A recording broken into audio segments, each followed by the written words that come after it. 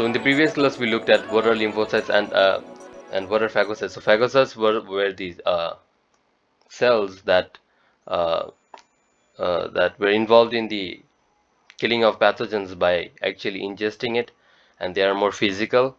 But the lymphocytes are like they are more, they attack. I mean, they do their actions more chemically rather than being more physical. So the two types of white blood cell are the B lymphocytes. I mean, the lymphocytes and the phagocytes. And lymphocytes further falls into two categories, which is the B lymphocytes and the T lymphocytes. So we looked at that B lymphocytes are the ones that create antibodies, and they are of two types, which is the memory cell and the plasma cell. So the plasma cell actually is the active one, and they are the ones who produces antibody. And but the problem is that they cannot further divide. Once they have carried out their function, they are like they cannot be further used, and they will die soon, and they're short-lived. But and here is the use of the real use of memory cell is that they, however, they can live for a longer time, sometimes for the rest of the life. And the interesting thing is that when they divide, they create memory cell. Along with that, they also create plasma cells. So these are the active ones, and they can again work on the pathogen. And the memory cell they have created again can again act as a mm, uh, the as a memory for becoming for further division and becoming and producing more plasma cells. So moving on to B lymphocytes formation. So in the bone marrow, or rather inside the bone, we have something called bone marrow, and we know there are stem cells inside. They can, uh, they have the quality of being developed into any cells. Like for instance, there can be red blood cells and many type of cell. And so inside the bone marrow, first they develop into B lymphocytes, but they are neither memory cells nor they are plasma cells. So they just divide by mitosis.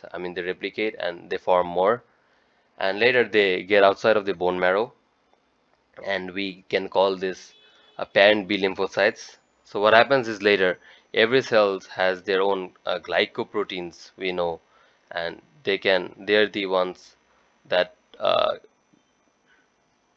makes the cell unique and gives its own characteristics, or act as identifiers. So like the liver cell has its own antigen.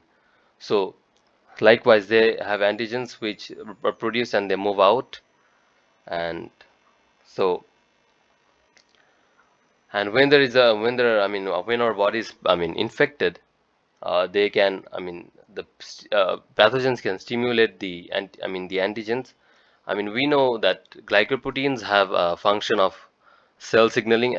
Like a signal can stimulate a signal in glycoproteins. Likewise, a pathogen can actually also do the trigger the same effect. So when they stimulate the antigen of the plasma, the parent B lymphocyte, then is actually when they actually divide.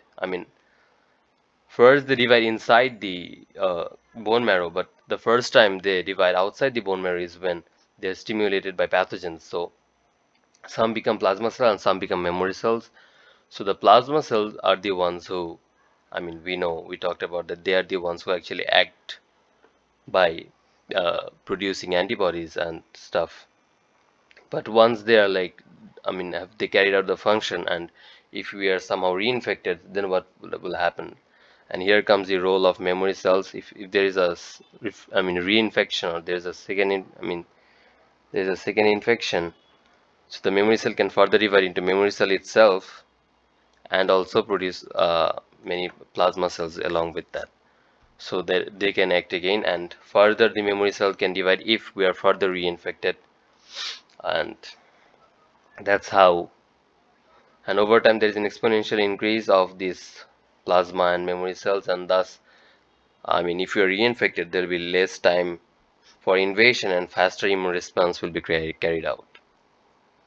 So that's it for the, that's how the B lymphocytes actually form. And I mean, from the stem cells, we get parent B lymphocytes, but they actually divide when they come in contact with pathogens, and pathogens stimulate the formation of B lymphocytes outside the bone marrow. And a difference is that between two types of lymphocytes, which is the B lymphocyte and the T lymphocytes, is that we just saw that pathogens trigger the division of uh, B the formation of B lymphocytes, but in T lymphocytes, the formation of B lymphocytes further triggers the formation of T lymphocytes. So we will discuss further about it in the T lymphocyte chapter. So for this, today we'll keep it up to this, and see you.